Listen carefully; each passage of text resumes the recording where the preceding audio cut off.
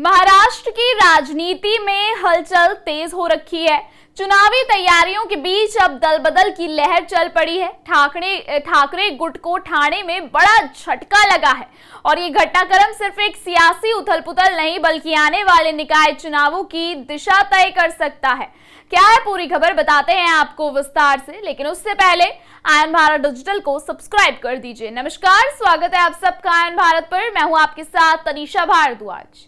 ठाणे जिले के कल्याण शहर में शिवसेना यानी कि ठाकरे गुट को करारा झटका लगा है। पार्टी के कई पदाधिकारियों और कार्यकर्ताओं ने बगावत करते हुए शिवसेना यानी कि शिंदे गुट का दामन थाम लिया है। इन सभी को विधायक विश्वनाथ भोयर की मौजूदगी में औपचारिक रूप से पार्टी में शामिल किया गया है।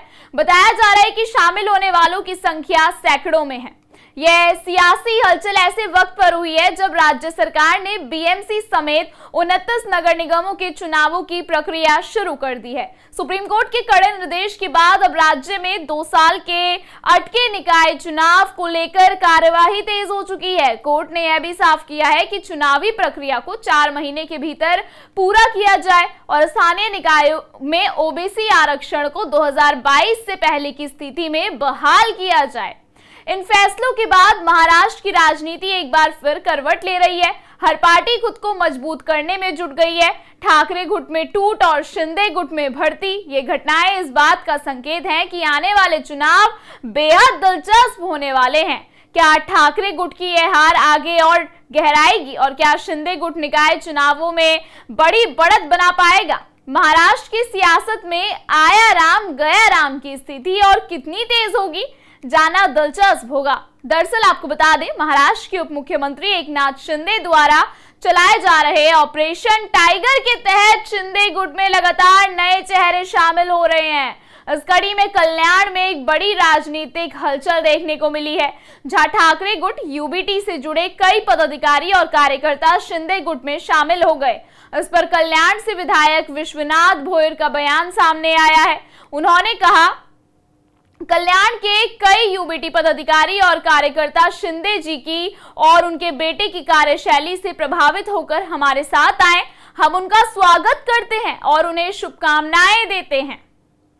यह शामिल होना सिर्फ संख्या नहीं बल्कि ठाकरे गुट के लिए राजनीतिक संदेश है कि शिंदे गुट की पकड़ जमीनी स्तर पर लगातार मजबूत होती जा रही है। क्या ऑपरेशन टाइगर की आंधी में ठाकरे गुट की दीवारें कमजोर हो रही है और क्या ये सिर्फ शुरुआत है किसी बड़े सियासी बदलाव की? क्या शिंदे गुट आने वाले चुनावों में बड़ा उलटफेर करने जा रहा है?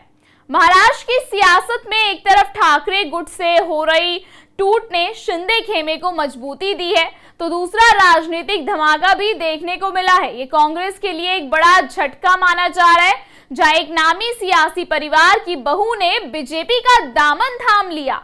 सवाल है, ये घटनाएं सिर्फ व्यक्तिगत फैसले हैं या आगामी निकाय चुनावों की जमीन तैयार हो रही है? 18 जून 2025 को कांग्रेस को बड़ा झटका तब लगा जब महाराष्ट्र के पूर्व मुख्यमंत्री और कांग्रेस के दिग्गज नेता वसंत दादा पाटिल की बहू जयश्री पाटिल ने सांगली जिले में सैकड़ों कार्यकर्ताओं के साथ भारतीय जनता पार्टी ज्वाइन कर ली। इस दौरान मुख्यमंत्री देवेंद्र फडणवीस और बीजेपी प्रदेश अध्यक्ष चंद्रशेखर बावनकुले की मौजूदगी ने इस बदलाव को और अहम बना दिया है। राजनीतिक जानकार मानते हैं कि जयश्री पाटिल का बीजेपी में आना पश्चिमी महाराष्ट्र में पार्टी की पकड़ को मजबूती देगा और खासकर मराठा वोट बैंक में सेंधमारी की संभावनाएं बढ़ेंगी। गौरतलब है कि वसंत दादा पाटिल न सिर्फ कांग्रेस के बड़े नेता रहे हैं बल्कि वे महाराष्ट्र के मुख्यमंत्री और राजस्थान के राज्यपाल भी रह चुके हैं। 1967 में उन्हें पद्म भूषण से सम्मानित किया गया था। हाल ही में शिंदे गुट में हुई बड़ी भर्ती और जयश्री पाटिल का बीजेपी में शामिल होना, ये दोनों घटनाएं दिखा रही हैं कि महाराष्ट्र की राजनीति धीरे धीरे एक नए मोड़ की तरफ बढ़ चुकी है। फिलहाल इस खबर में इतना ही। लगातार इस तरीके की खबरों को देखने के लिए बने रहिए आयन भारत डिजिटल के साथ।